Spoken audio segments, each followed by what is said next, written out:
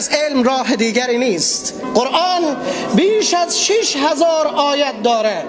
اولین آیت قرآن با اقرأ شروع شده، نه با الرحمن، نه با العلیم، با اسما و صفات الله آغاز نشده، بلکه با اقرأ، بخوان. هر فرد که میگه لا اله الا الله اقرار بندگی به الله میکنه و محمد رسول الله تعهد با زندگی به روش رسول الله میکنه، باید اهل اقرأ باشه.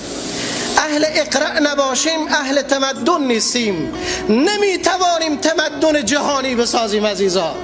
و در مسیر فراگیری علم عزیزان من، اهمیت تعلیم و تعلم خواهران ما، باور بکنید از برادران نه تنها که کمتر نیست بلکه بالاتره. به دروازه این مدرسه بزرگ یک جمله خیلی عمیق نوشته شده: الام مدرسه اذا اعددتها اعددت شعبا طیب الاعراق.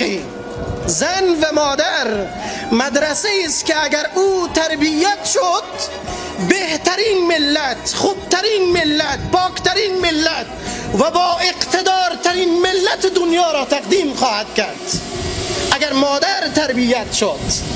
عرب یک جمله میگوید: فاقد الشیء لا یعطیه. کسی که چیزی ندارد به کسی چیزی داده نمیتواند.